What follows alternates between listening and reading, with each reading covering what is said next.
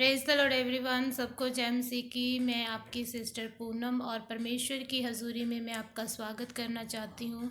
और आज मैं आपके साथ परमेश्वर के बारे में ही कुछ बातें करना चाहती हूँ, कुछ आपके साथ शेयर करना चाहती हूँ कि देखिए, हम परमेश्वर से आज क्यों दूर हैं, क्यों हमें इतनी मेहनत करनी पड़ती है और क्यों अभी तक हम परमेश्वर से मिल नहीं पा रहे हैं।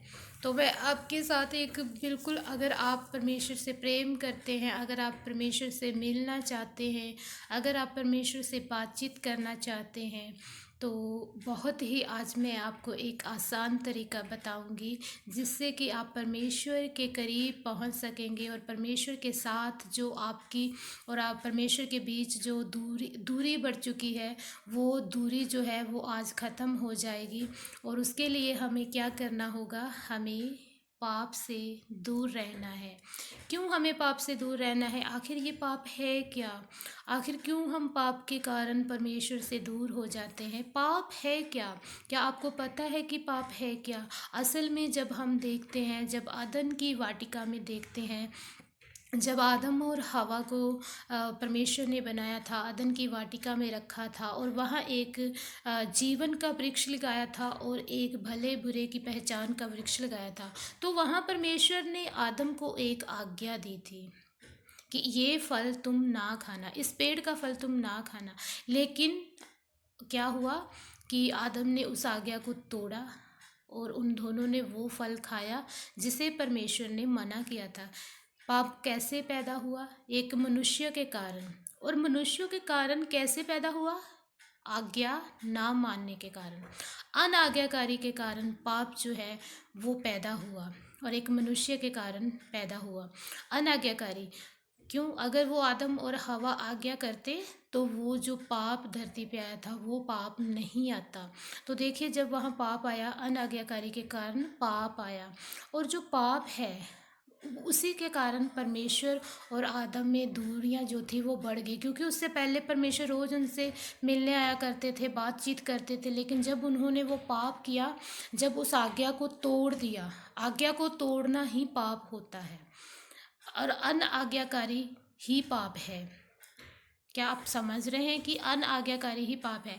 और जब उन्होंने पाप किया तो वो क्या हुआ, परमेश्वर उनसे बहुत दूर हो गया और जो उनसे रोज़ बातचीत करता था, परमेश्वर उनसे मिलने आता था, वो दोबारा होना बंद हो गया। परमेश्वर और आदम के बीच, इंसान के बीच बहुत लंबी जो दूरी थी वो पड़ गई थी। अनाज्ञाकारी के कारण पाप आया और जो पाप है जब वो बढ़ता गया तो पाप के कारण क्या आता है? मृत्यु। ठीक है, क्योंकि पाप जो है उसकी जो मजदूरी है वो मृत्यु ही है। मृत्यु आई और जो मृत्यु है वो हमें परमेश्वर से हमेशा के लिए दूर कर देती है, वो हमें नरक की आग में डाल देती है। क्यों? शैतान यही चाहता है कि शैतान यही चाहता है कि हर रूह नाश हो और वो नरक में जाए, परमेश्वर से दूर हो जाए। लेकिन अगर एक मनुष्य के कारण पाप धरती पे आया था, अनआज्ञाकारी के कारण, तो एक ऐसा मनुष्य, परमेश्वर का जो वचन था, उसने देह को धारण किया और मनुष्य बनकर हम सबके बीच डेरा किया, प्रभु यीशु मसीह। उसके कारण पाप जो है वो ख़त्म हुआ।